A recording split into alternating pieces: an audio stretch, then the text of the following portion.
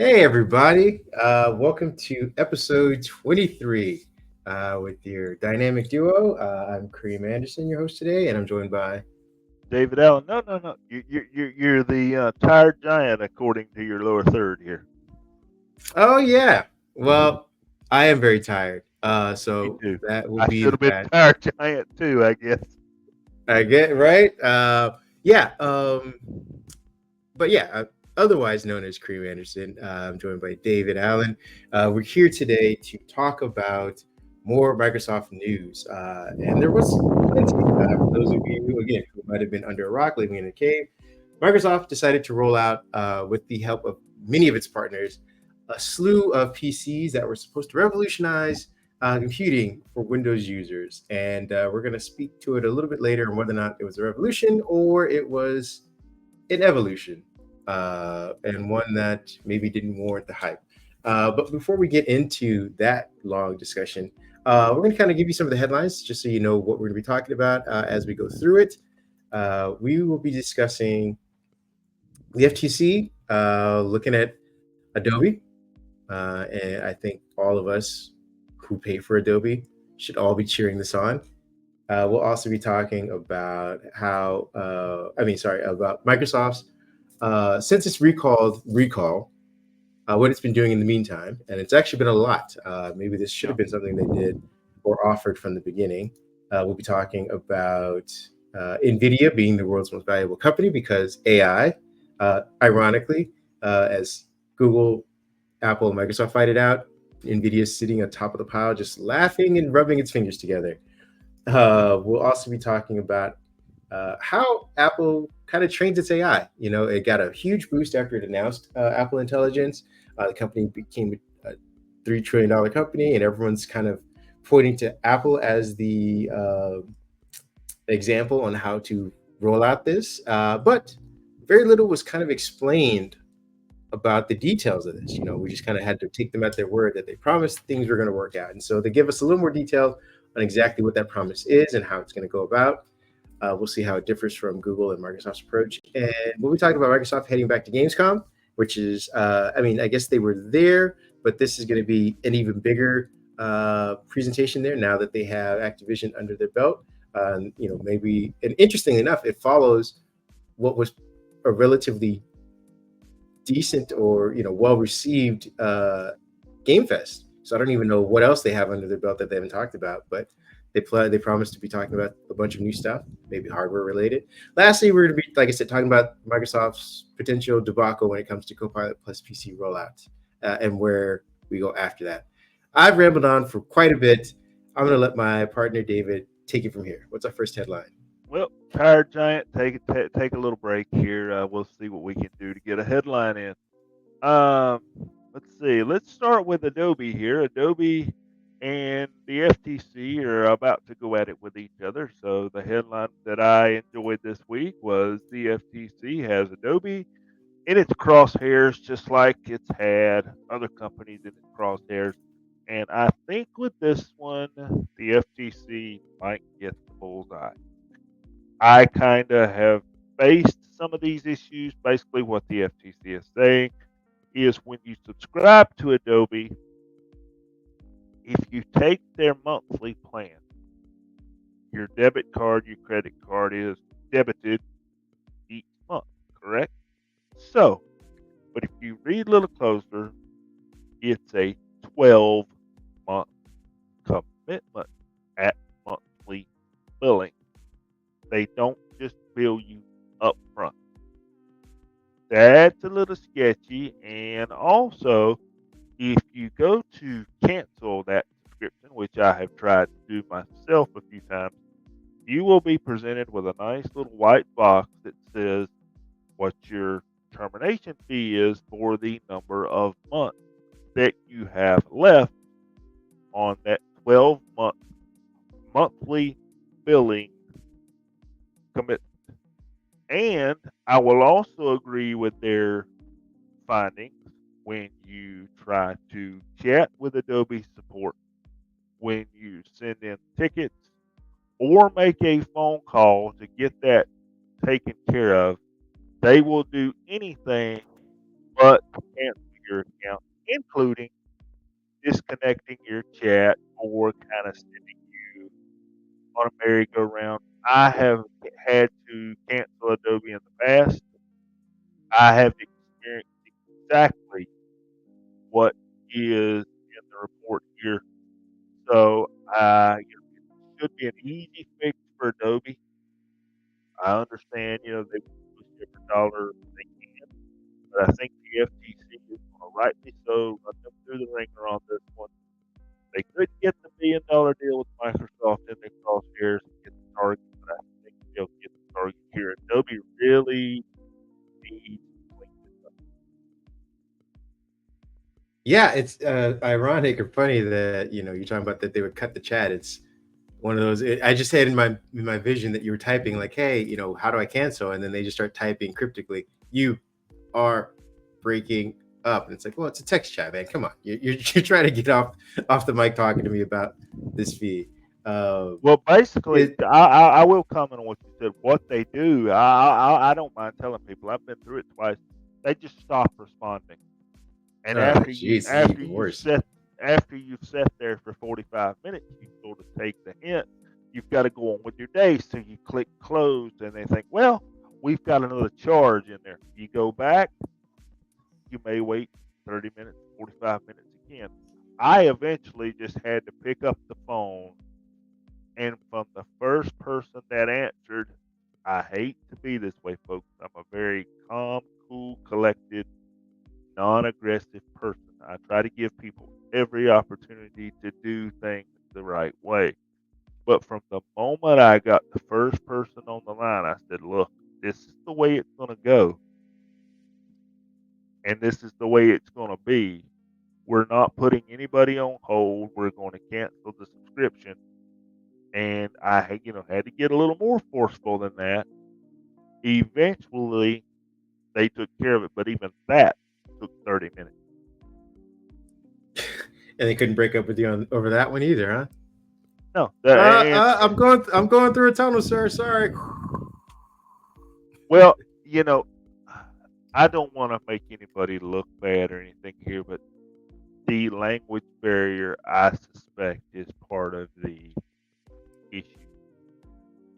Oh yeah, I definitely. I mean, we've discussed it several times in the pod that we outsource a lot of our IT, and again, I don't begrudge companies for doing so, but I feel like there should be a layer of ascension when it comes to at least dealing with people in their locales. And I'm not trying to say this as a US centric uh, customer. I'm saying this should also happen for Adobe customers in India, Adobe customers in Africa, Adobe customers in China, and wherever you're at, there should be the level of outsourcing to maybe it's a mid-level, maybe, or lower level where it's you know uh, troubleshooting specific instances of things. But when it comes to making payments or the grandized failure of something of the product that you're serving, I think you need to have someone in that locale that speaks the language, speaks it fluently, natively, to deal with that. Because again, if you're calling in this from a US perspective,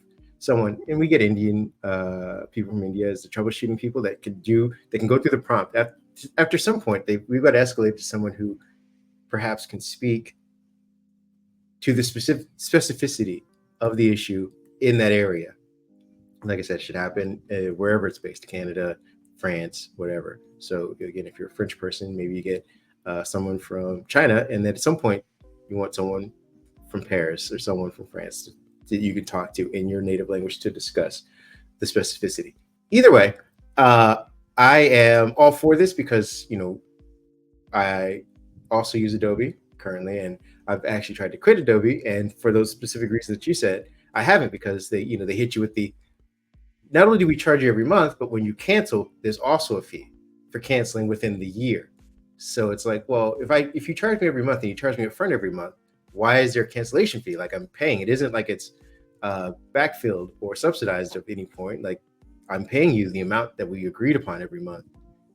Why does it have to be a 12-year contract for that price? You should tell me that, hey, am I getting a discount because of the 12-year contract? That would make more sense.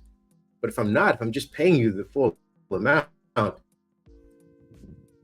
then this weird cancellation fee kind of thing, like you said, kind of springs up and is annoying. So break it up, force them to either identify this stuff or just charge less. Like that again, I think you and I had a conversation off mic about the benefits that Mac people get from just having Final Cut. Like it's a one-time fee, and you carry that fee over to your new devices. And Adobe used to be that way. Granted, it was a exorbitant amount, but that's what a lot of people just want. It's just, if you're going to charge me $400 for your suite of services, I will pay the $400 not to have to deal with $50 every month and then a cancellation fee when I've decided, you know what, I've had enough. I've paid way too much into this, and I'm not getting what I perceive as the benefits of this, or I've moved on to a different suite, or maybe I've just changed jobs, or my creative outlook is different. So come on, FTC, we're rooting for you. Just make sure you have all your ducks in order when you go after them, so that we don't have another botched crusade as far as kind of an antitrust thing. We're going to move on to our next thing, which is Microsoft continues work on recall. We talked about it, I believe, at the end of the pod last week. Microsoft yanked the brakes on recall. I want to say, what was it, Wednesday or Thursday? And this was, a few days before they were supposed to release devices with this. And, this kind of goes to our topic towards the end of the pod about, whether or not that was a good decision or how it kind of played out in reality. But either way, Microsoft got a lot of flack for it. People got, to write a bunch of jokes and criticisms and comparisons to, the way other companies are rolling out their AI. Nevertheless, Microsoft seems to be adamant on eventually rolling this out. I was, questionable by, last week, saying like, hey, this feels like timeline where, they'll do some work on it a little bit and then, probably just shelve it somewhere. But based on what we've seen, I guess Tom's Hardware is reporting, the Canary build that is 2636.5000. And again, I think this build has actually been paused for a lot of people. But if you're fortunate enough to get it, you'll have noticed a lot of new changes. Copilot Recall no longer is the scrollable thumbnail view, the UI that we had seen before, where it's basically you open it up and it's a full page and it has a giant thumbnail and then everything that looks like pages following it, and you kind of scroll through it, and it is very fluid, but that's the way you search for it. It's no longer that. It is now again, more like Windows Timeline. For those of you who didn't remember or experience it, it is a grid. So it's a little more organized, a little easier to kind of get to your information upon first opening it. So you'll have a grid of recent snapshots, and above those recent snapshots, you'll have topics. And the topics are kind of displayed in, like, if you would look at pictures stacked on top of each other. And they are also accompanied by tags. Some of these tags are, I believe, Windows automatically tags things that it identifies as kind of together. It's kind of, I think, how Google Photos does when it stacks photos that it believes are related or associated with each other. So you'll have those. And then beyond the UI adjustments, we also get some feature adjustments. So you'll be able to actually go in and manually tag things, so to help kind of train the AI faster. So again, if you're looking at all images of Windows Copilot, during one session of browsing or whatever, and you tag that as Copilot, it'll now start to go through saved images, things that you talked about using the word Copilot, videos you might have had screenshotted while you're watching YouTube, and it'll put all those together. And you can start adding additional tags to kind of filter even more of that going forward. We're also getting a new context prompt within Recall, which will allow you to search or do additional functions aside from just maybe scanning the text. You'll be able to now, I believe, use something called Screen Ray. And I don't approve of the title because it also sounds very scary. Sounds like X-ray, but you with your screen. Microsoft, you need to work on these things. But either way, when you use the key combo of Win plus Shift plus D, Screen Ray will pop up. And what that does is it will actually it'll use AI to analyze what it is that you're looking at currently. And so this may be, I believe, another pivot for Microsoft to kind of subdue the necessity of recall. So imagine if are not a fan of recall, but you want to use Screen Ray, which will do an on-the-spot immediate analysis of what you're looking at. So you get a little bit of recall, but without all of the unmitigated screen recording. I want to get your thoughts on this before I move on to some of the other details of it. The more I have read, and especially hearing the way you were describing it, I hate to bring up our Mac users again, but for those that have used Time Machine and have gone through the recovery process to recover a file in Time Machine, there's a lot of similarities here, because you see, and I'm bringing this up for a reason, because Apple has never faced issues like this with their Time Machine. What Time Machine will do for you is show you a picture of where your files were, what your files are, in a very timeline-like way, like you're talking about. You pick the file you want. You can tag the files as well, as you mentioned. You pick the file you want. You click Restore. Now, in this case, I'm assuming the way recall will work is you can somewhat live search, for lack of a better term, something in a document and pull that data to your current PC state. That's what I'm assuming this will be. And I'm starting to question how many people will want it. How many people are willing to give up the resources to have it, first of all, because I think we talked about last week, there's 25 or 30 gig, give or take, that's got to be used off the top. It's, for now, locked down to one computer. Maybe when it comes out, they say, okay, look, we're using the cloud in some way, and I'm sure somebody will have something to say about that for security. And you can now access that data on your laptop at work as well as your laptop at home. For me, as a product reviewer, I would love to install Recall. Check it out. Cover it for you guys. How much of it would I use? I'm not sure. And I'm not sure how much the public will use, because most of us, I've got a Synology NAS sitting in my office that backs my data up. If I need something, I go get it. No problem. And I feel like, again, we're trying to change the way people do things and have done things for years. Recall, good feature. Signature feature, yes. What everybody wants, unless you're going to turn it on by default, which you said, Microsoft, you were not going to do. I don't see a lot of people picking this up right in the current state. Now, you make it where I can pull data off of any device in my Microsoft account. You got me there. I might do that. I think you have a valid point. I think it is asking people to kind of shift their user behavior. I think, and I can't speak for Microsoft, but if I had to guess, this is for the people who have Chrome, who have 30 plus tabs open, that have had it open for a month and a half, and then wonder why their computer feels slow sometimes. Guilty. Guilty. And this is the user behavior that they're looking to alleviate. Because imagine if you're able to, say,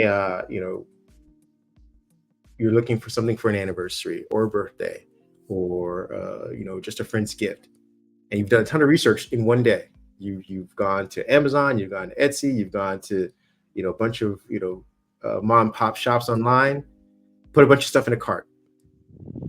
You don't have accounts with any of these websites.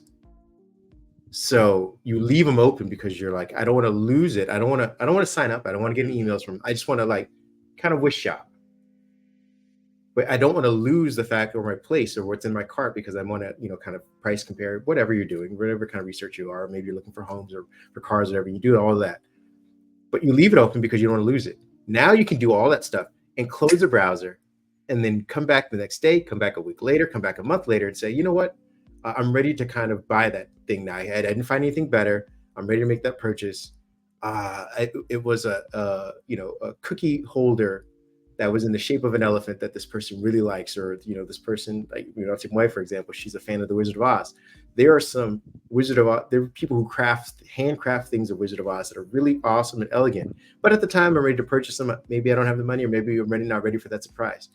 But now I can think of it and come back and say, you know what, Wizard of Oz craft stuff, and all, potentially that entire search history is now present, and I didn't have to leave Edge open, which again sucks down RAM and can mess with other applications if I'm ready to like jump into Adobe or do some other things like that. So I think that's kind of where recall becomes something people might enjoy or use. Just again to clear up, and for people who put a bunch of folders and documents on their desktop to make sure that they don't forget where it's at. They don't use the user behavior going down to search or the start menu or any of that stuff. They don't jump straight into their file explorer. They just go, I know it's on the desktop right here. You can start clearing that up by just saying, if it's just a general search, like where, type in monthly, household budget, and it pulls that up for you. So that's what I could see where it's at. It's, obviously in the super beginning phases. No one's even really played with it yet. I think this is going to be something people catch on to and want to use, maybe a year, 2 years from now, 3 years from now. Or maybe they have a friend that they see using it on an Apple device. Like, oh, it's really cool that Siri can do that for you. Can my Windows device do that? Hey, guess what? It can. And it can do it with a much greater detail. So with that being said, I'm going to give you a few more details, and then we're going to move on to our next topic. But as far as, again, how it's already matured from when we were first introduced to it in May, we're also getting, like I said, with the screen ray, you're going to have context menus that allow you to describe an image, find similar images, create a similar image, copy, open with, so you can open it in any file, translate, and search the web. So again, I think Screen Ray is kind of what Microsoft probably wanted to sell before it had to sell the full thing of recall. Because what Screen Ray will do is, again, you are in command of that instantly. So if you were saying, like, if you're going to take a screenshot of whatever's in your computer to get more context, or maybe even save it later, you can do that. You can save it. You can take the screenshot yourself, save it, and then pull that screenshot up and then do research on that screenshot the same way that recall would have done it. But it's not constantly recording you. And again, you're in control of that data if you want it to go off into the cloud. So I think Screen Ray is going to be where Microsoft kind of gets people used to recall, because now it's, I think after Screen Ray, they can say, you know what, there's an automated process that does exactly what you're doing with Screen Ray. And you can trigger it on and you can trigger it off when and if you want to. And you can filter out the websites you don't want us to copy. So Microsoft should have led with Screen Ray and then said, hey, here's the full automated thing. We just let the computer run and do it itself. You no longer have to fiddle with your own saves, your own screenshots, and your own research. We have AI that'll do all that for you. Would you like to do that? Versus, here's a computer, spying on you at all times. That was an output. So hopefully Microsoft can get this out there and people can play around with Screen Ray, and then maybe warm up to the idea of just letting the computer automate it at that point. I'll get your final thoughts on that, and then we'll move on to our next topic. I think we're in a sketchy place here. I think Microsoft has a good idea. I'm even going to go a step further and say they have the right intention. But I think with what has happened so far, you have made consumers very doubtful of the recall feature in general. And until they come up with a way to reverse that thinking in how it works, a killer feature, a killer opportunity, I'm not going to say it's dead in the water, but it's not where it needs to be now. Like you said, a year from now, 2 years from now, when consumers have built up a memory in their devices and they can, excuse the pun, recall what they did, then you might see somebody pick it up. But remember, they've got to pick it up from day one. I think, to be able to go out that far. So I'm thinking you're going to see people wishy-washy, 50-50 when we kind of get it. And some will try it, but I still don't see this feature replacing backups, some of Google Chrome's Save tab features, and Edge has the same thing. The collections that you can build, I'm going to stick with what I've stuck with. If you rode a horse to the dance, you keep riding it.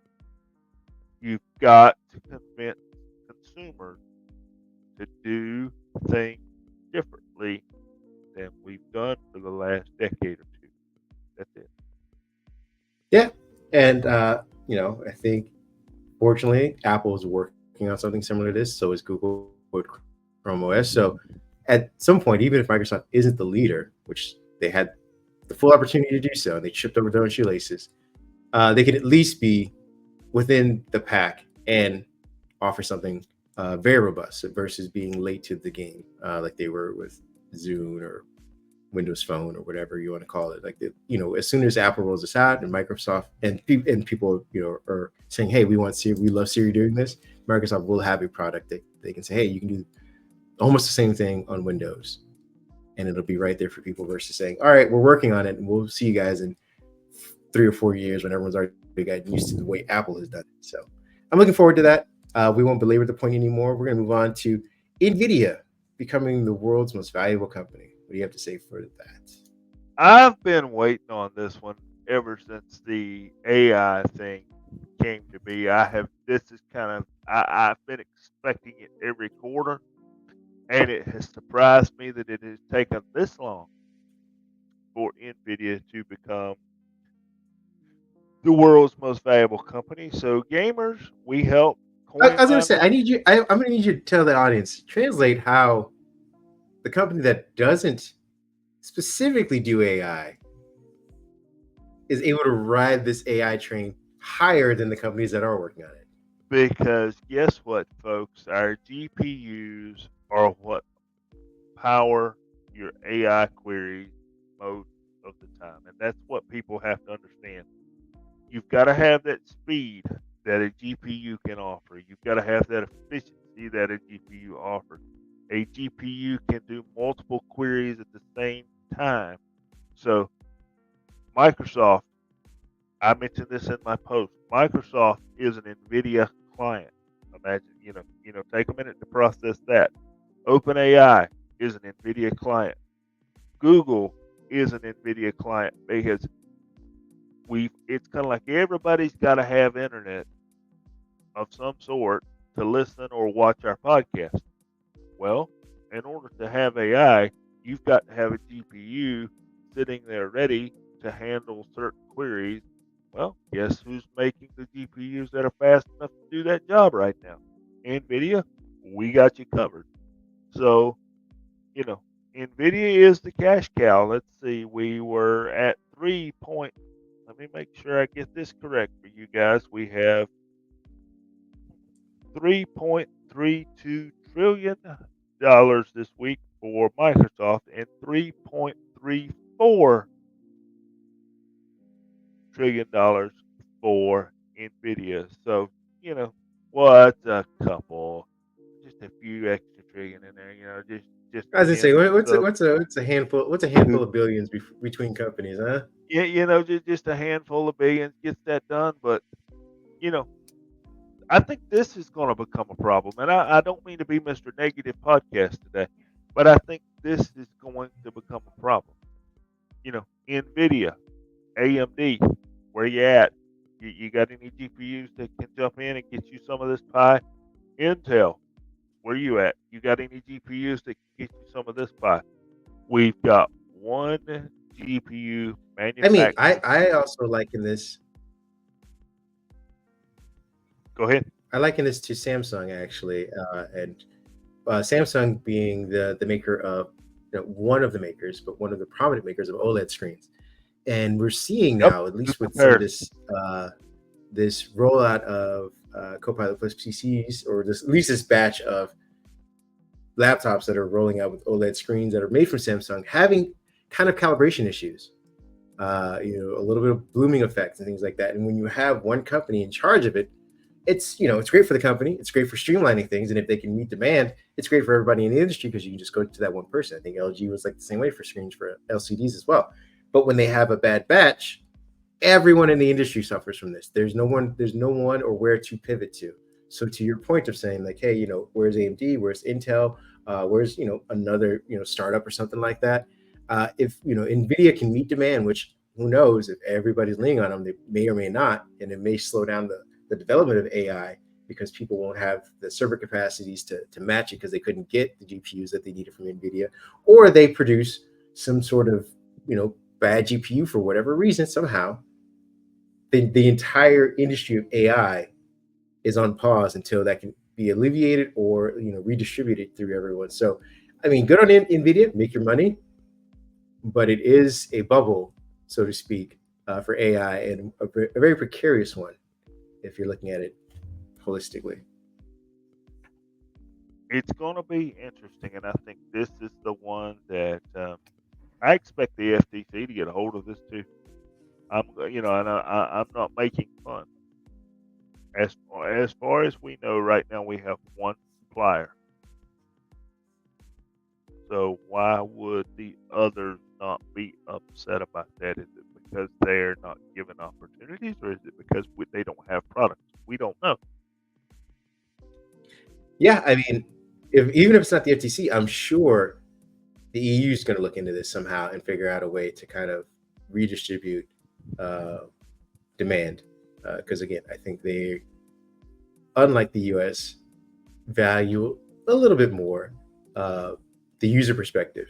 Again, it isn't about how much money a company makes or doesn't make. They're not looking to tamper that. They're looking to say how much more access can our users get for AI stuff. And if NVIDIA becomes the bottleneck, we need to fix that before it becomes a problem. If you got any last points, let me know. Otherwise, we'll move on to our next headline. Roll on, my friend. All right, we're rolling on, ladies and gentlemen. We're back at Apple. For those of you who thought you're getting away, this is now the new Apple podcast. Thank you. We're moving on. It's Apple Unboxed.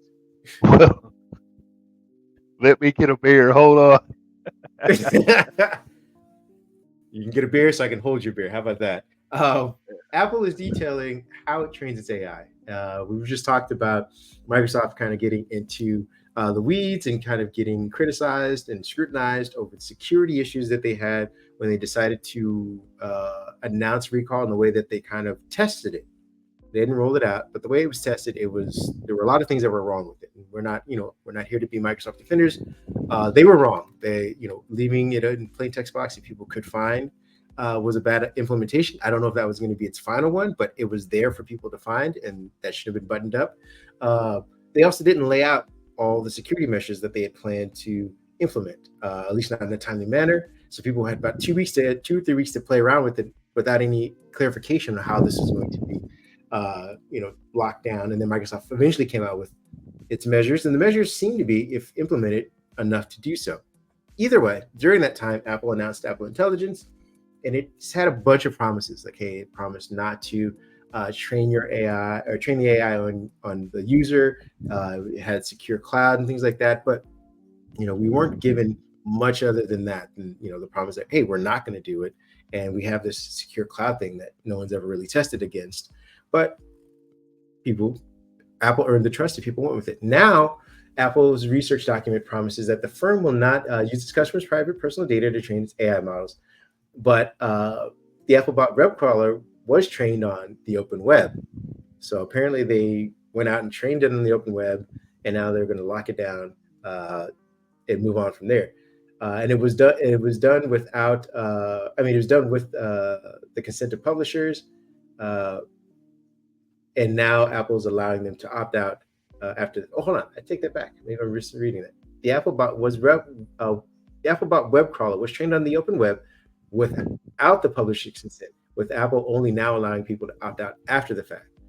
So this is how it trained it. It kind of stole a bunch of stuff, just like ChatGPT and OpenAI. and now it's allowing those same people that it trained its thing on to opt out, which is kind of shady. But here's what Apple specifically said. Thank you. Apple Intelligence is comprised of multiple highly capable generative models that are specialized for our users' everyday tasks and can adapt on the fly for the current activity, Apple explains. The foundation models built into Apple Intelligence have been fine-tuned for user experience, such as writing and refining text, prioritizing and summarizing notifications, creating playful images for conversations with family and friends, and taking in-app actions to simplify interactions across apps. So, for those of you, again, who didn't watch the announcement, basically what Apple's doing is they're using small language models, a lot of highly advanced machine learning, to do non-internet related tasks, so to speak. So this is how they're kind of going around all of the security scrutiny that other companies are getting. Because when you're using Copilot, if you're using Gemini, or if you're using I forget what IBM's AI models are, they're constantly reaching out to the cloud to give you information, because most of the information people are asking is coming from the internet. It's not a device thing that people are kind of getting used to. It isn't like you're asking, hey, can you go open up my Photoshop application and pull out the file that I was just working on? That is an on-device thing. That is more like what Apple's devices are going to be doing. They're going to be taking the text that are on your computer in messages that are between you and your family that are already encrypted, and offering suggestions like Grammarly or whatever. But these are messaging as small language models that Apple is control of. So this is kind of part one of their security things. What do you think about that so far? How they're kind of going about on-device security with small language models? I'll give them credit with the on-device security, and I'm gonna let you finish before I say anything. I have a little bit of a different thought, but the stealing of data that you mentioned, I mean that's blatantly what that was. FTC, did you hear that over there in the corner? Did you hear that? So if we're gonna get mad at Microsoft, we got to get mad at Apple too. If we're gonna get mad at Apple and Microsoft, we got to go get mad at Google and OpenAI. Well, they're already mad at OpenAI and Google. They're very mad at those two. They're slightly less mad at Microsoft, but they're still mad. But they seem to be very silent on Apple. We've got to get. And then go ahead. I'm gonna let you finish, and then I'll touch on one more thing. Go ahead. Thank you, Kanye. Let me finish. We got the document goes on to explain how two of Apple's foundational models, one on device and one in its private cloud computing data centers, were built. And it notes some of the other models Apple has created including one for coding that will appear in Xcode, and a diffusion model, so users can express themselves in apps like Messages. Like I said, these models seem to be almost app specific, or experience specific. Like Microsoft and Google, Apple has established a set of responsible AI development principles, but unlike these companies, Apple explicitly will not use customers' data to train AI models, and it's because it doesn't have to. It's these models are doing some of the more menial tasks on a phone or a tablet or a computer. We do not use our users' private personal data or interactions when training our foundational models, Apple says. But this leads to an obvious question. Given that the AI models have to be trained on something, how did Apple train these models? And according to the research document, Apple trained its models on licensed data, including data selected to enhance specific features, as well as publicly available data collected by our web crawler, the Apple bot that we mentioned earlier, that was stealing from everybody. But no one knew about it. Web publishers have the option to opt out of the use of their web content for Apple Intelligence training with a data usage control. So unlike OpenAI and Gemini, stuff like that, there is at least an option, if you know that your stuff's being stolen or taken, that you can say, hey, Apple, stop. With the other companies, it's kind of like, please don't. And that's true. It's just that the Apple bot has already crawled the web and gathered the data it needs without telling anybody. Kind of a thing we need to look at. In other good news, Apple says that it removes personal information like social security numbers, credit card numbers, and the like when it's found in the public internet. It's also filtered out profanity and other low quality content. So if you're looking for funny memes that use explicit words, Apple's saying a no, at least not on their platform. It also made a lot of claims about its speed and efficiency. It's saying the technical details that its foundational models are superior to Google's Gemma 2B and 7B, and Microsoft's, one of Microsoft's small language model 5.3 Mini, and Mistral 7B, which I think is the French company that they're partnering with.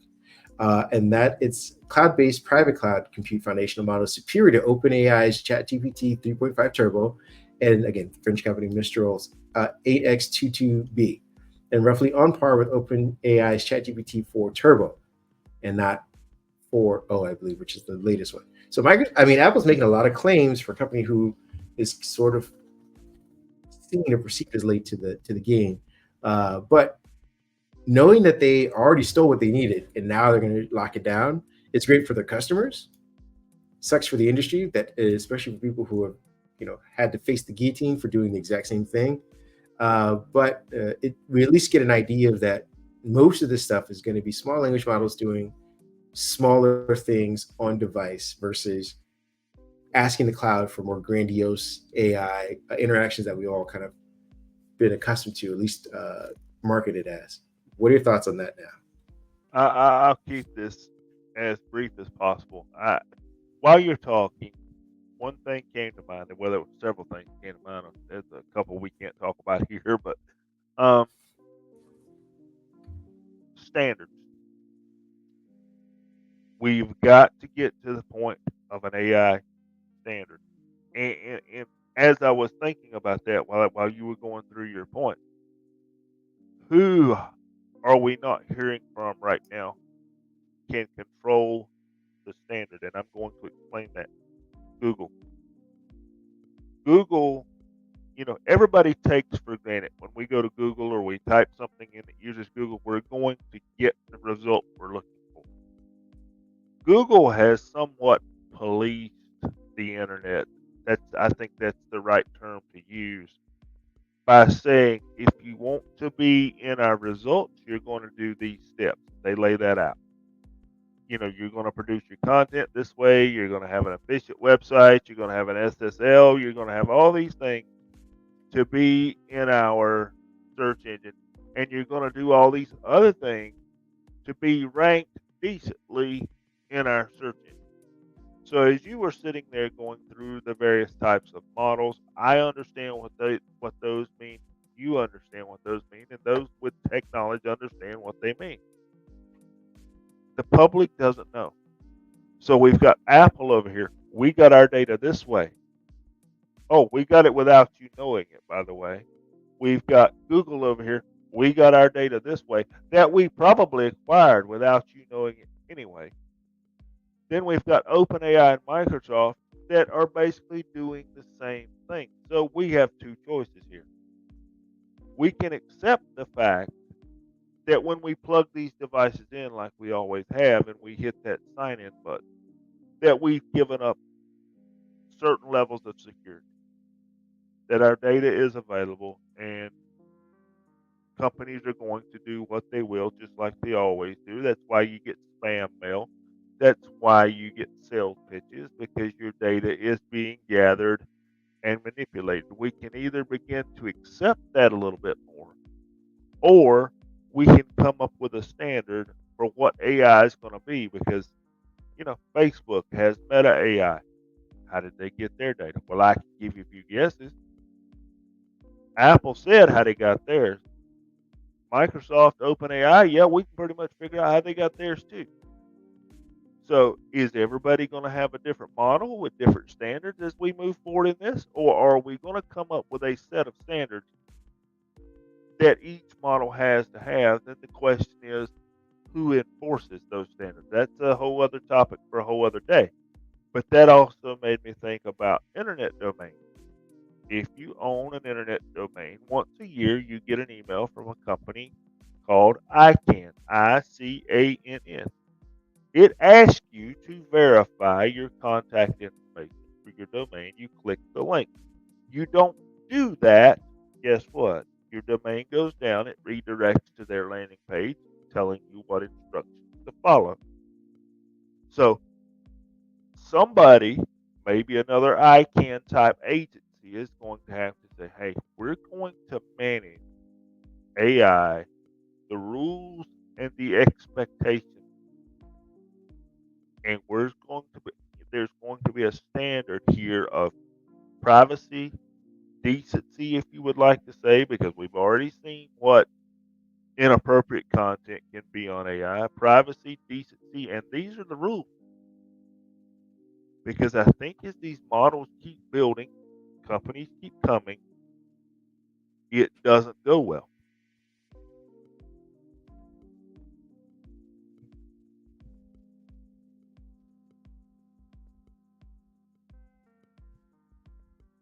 Did I lose you, my friend? Yeah. I mean, I think we can leave. No, you were kind of breaking up a little bit, but I think you put, a very good pin in that. I don't have anything else to add to that.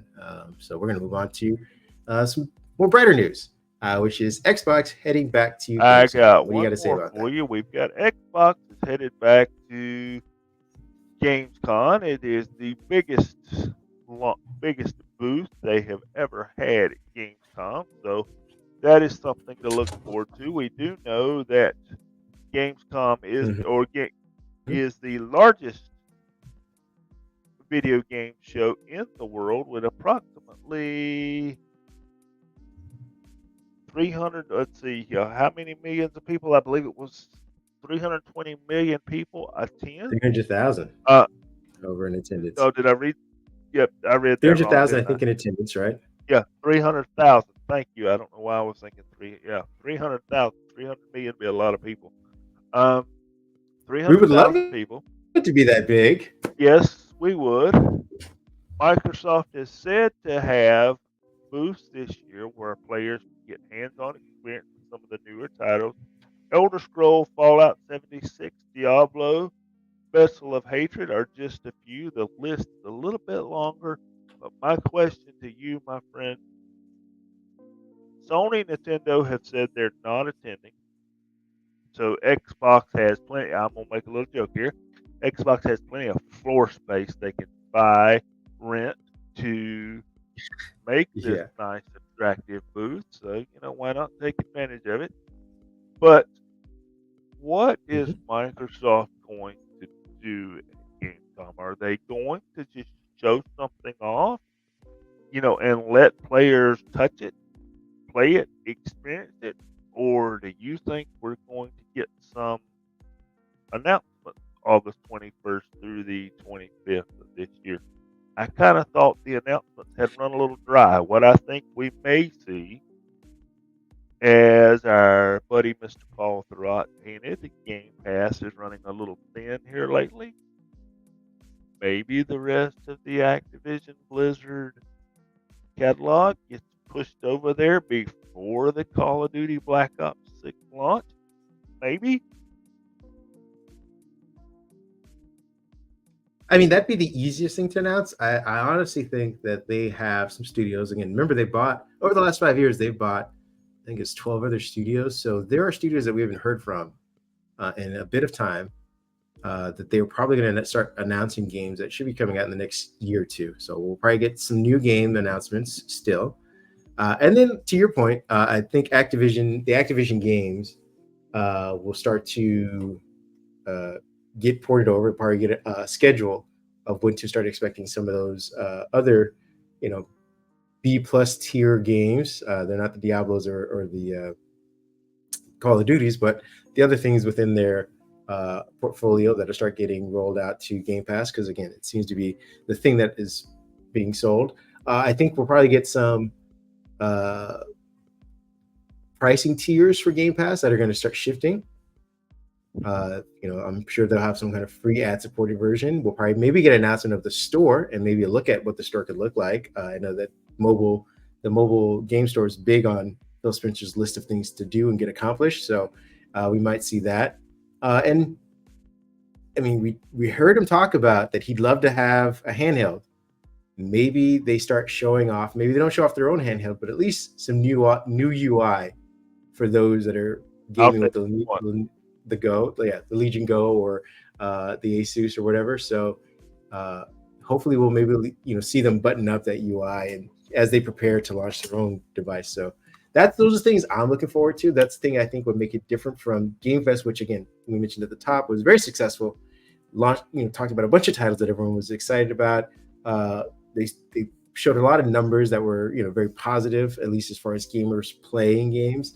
I don't know about the revenue on that, but so it's gonna be hard to come right after, not right after, but a month or two after Games Fest and say, hey, here's the same stuff you guys saw 2 months ago. I think they're gonna have new stuff, and if I had to guess, that's what I think it's gonna be.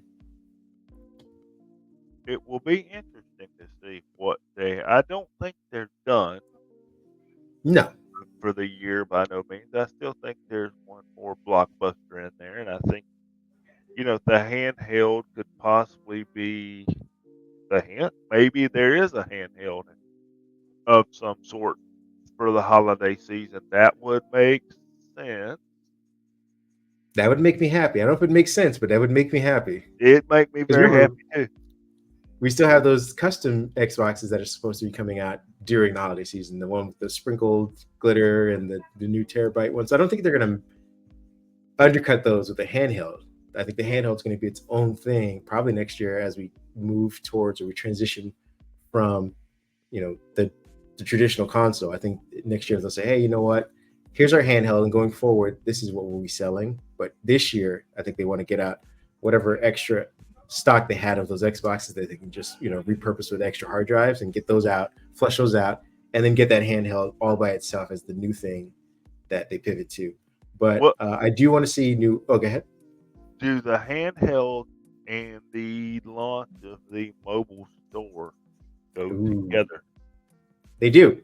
I would almost say they have to, because it's inherent. It's mobility. You're playing on the go. Maybe this is and if you can't get it on this handheld, you can get it on your phone with these custom grips or whatever, and have a very similar experience, because hey, the hardware for a lot of high end phones is right up there with what you might need to play some of these games. Either way, I won't belabor that point anymore. We're going to get to our last one, which is kind of a rant. And that's all in this pod. Both of us a little bit frustrated, the industry a tad bit frustrated, but confused, and a little bit of optimism despite that. And that is Microsoft's botched Copilot plus PC rollout. If you've come to the pod and you've waited this long and you had that itch just like the rest of us to kind of say, hey, Microsoft, you screwed up, now's your time. I'm going to let you actually lead off with this. Screwed up. There we go. Bingo. Yes. I'm going to get it out. Microsoft, I don't mean to be non-supportive here, but to use the analogy, you brought the knife to the gunfight. Big time. They didn't even do that. They were going to bring a knife to a gunfight, and then they put the knife away, saying, "Oh, this is in bad taste," and they just got shot up, so to speak. Recall. You should have fixed it. I'm gonna call it what it is. You should have fixed it. It should have been the signature feature. PR firms, marketing companies should not have had to go back and adjust their material this late in the game because you dropped the ball. The feature should be there. Number one. Number two, the emulation prism layer. There are key items missing here. Microsoft, Google Drive, Dropbox are just two that I have heard, pop right up that people use daily. Now, Microsoft, point the finger at Google, point the finger at Dropbox, go right ahead. But it's got to be a two-way street. When you first did the Microsoft SQ1, that was the 4G Surface. We had these issues. You did the SQ2 and 3 and said you were working on these issues. Now, you've got your hardware makers behind you for now. If the software developers do not have the tools that they need, or a little pressure from you or help from you to get their apps to work, if you can't, as the term my buddy here used, if you can't brute force apps to work and developers do not support it, this will be a failure of ARM 1.5. That's it. It will fail because I don't care how good the hardware is. And right now, is it? I watched First String Daily yesterday with Paul Thurrott, and he said something very interesting. When the presentations were done with all of these chips, everybody talked about efficiency, how efficient these new Snapdragon chips are. The reviewers are pointing that out. They are efficient. They're not M3 level MacBook. They're maybe M1, M2, somewhere in the middle. So, we're not there with Mac on power. We might be close on efficiency over time. We've not been out long enough to find out yet. Apple did it with Rosetta, with their emulator. What is going wrong with Microsoft and the ability to emulate an x86 app on the ARM platform? Apple did not have the problem. So I want to know from Microsoft, where is the problem? Do they plan on fixing it? Or are they waiting on Google Drive developer to say, hey, you've got to recompile, rewrite your app, add these libraries, take these libraries away? Don't force your developers to fix it. Apple didn't. Apple, I'm giving you credit here. Please enjoy this moment. You launched a chip. You launched a PC. The app, for the most part, just worked. There was no conversation of what did work, what didn't work. It just worked.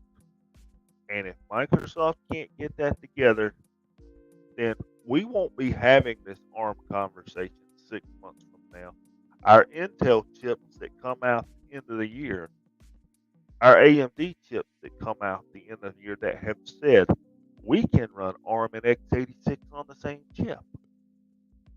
They'll do it at the chip level, and this will be all over with. So Microsoft, I feel like you got a short window here to get this right. They do, and you laid out a bunch of valid points, talking points. I think I only had one contention with the thing that you talked about as far as recall.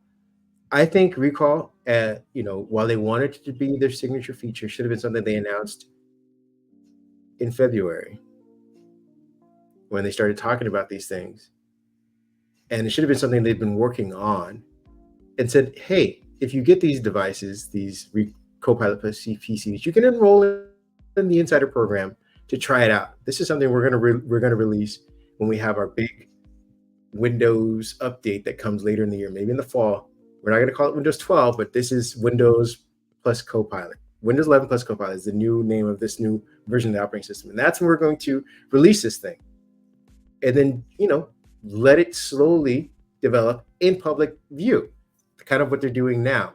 Versus saying, hey, this is our, we're trying to sell new devices with this new feature. And then they didn't poop or get off the pot. They kind of did a somewhat in between and, made a mess everywhere.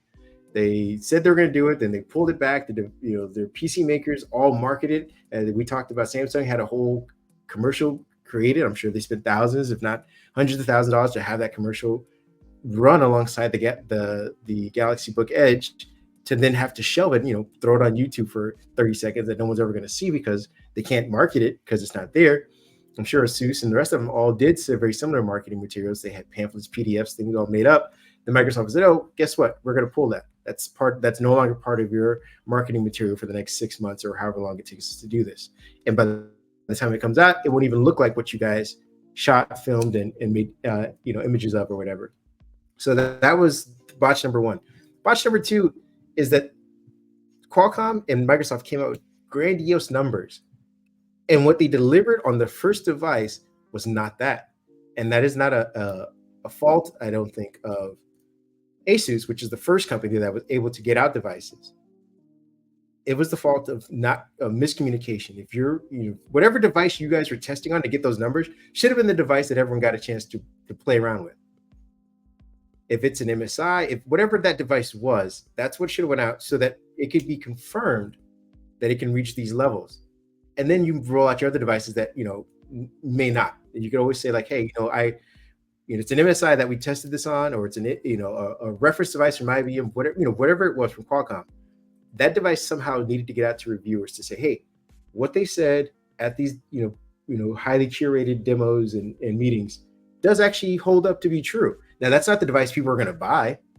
That's not the one that has the greatest deal. That's not the one that has the best hardware. That is not the one that looks the nicest, but it is the one that performs as advertised. Instead, what they did was Asus was the only one to be able to get out to reviewers, and they are using the lowest level of these Qualcomm chips that Qualcomm offers as the X Elite brand.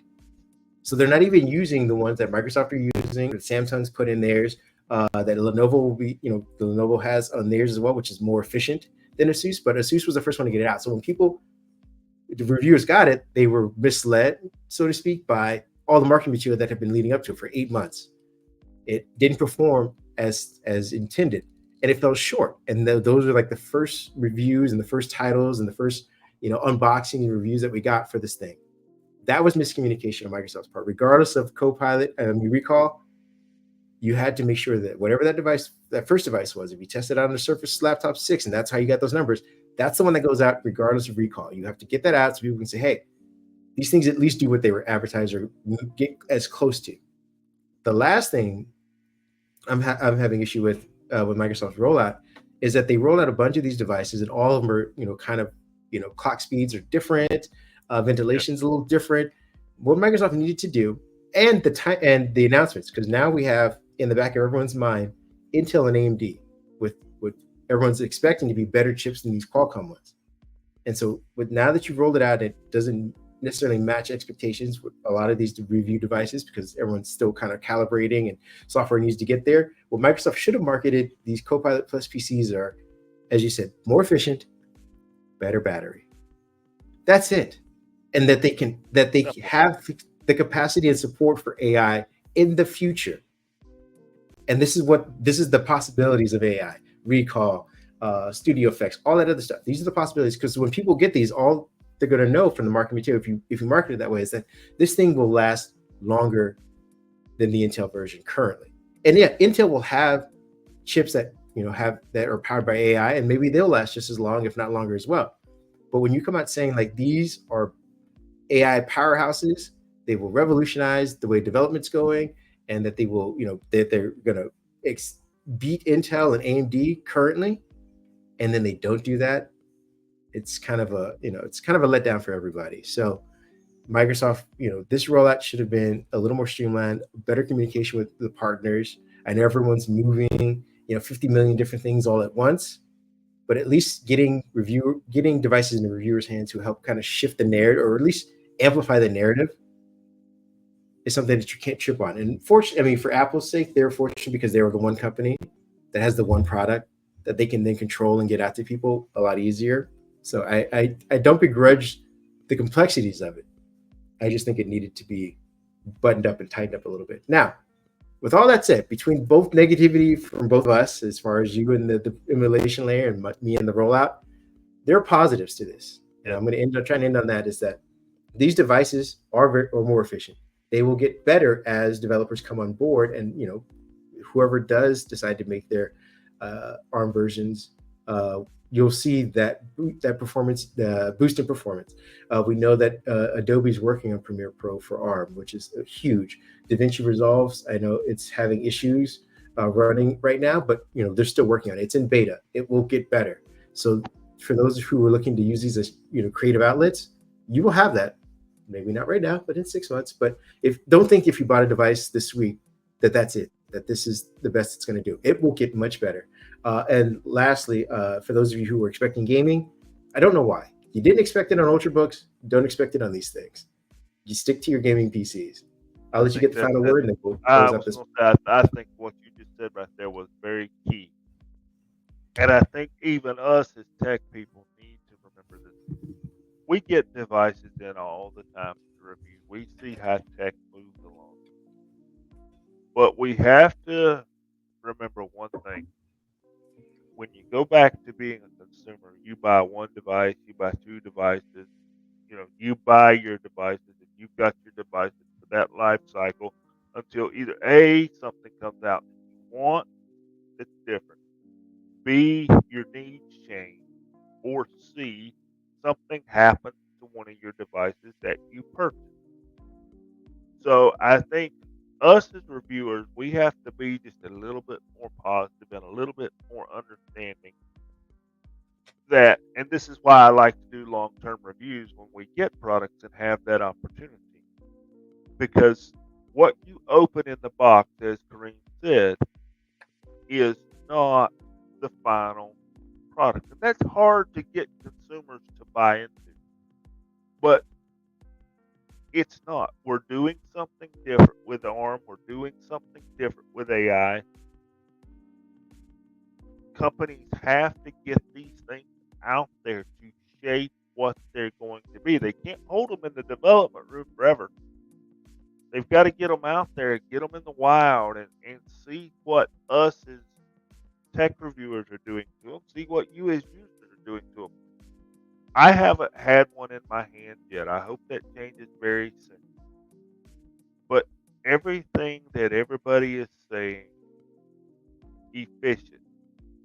And I want to end right here and say, Microsoft, you've done ARM before. I just talked about it in the older Surface model. We will not question the efficiency. And I think consumers want an efficient, powerful device. Maybe they don't want what you want them to want with it. AI. As you mentioned, I think if Microsoft had come out and said, look, we've got the Copilot, just like they did with the Intel PCs earlier this generation. They got the Copilot button. You can use Copilot. Later, you will have these features. Go enjoy that efficient, more powerful PC. Market that, and people would purchase it. So I don't want to put these devices down. I think the pathway to the future is here.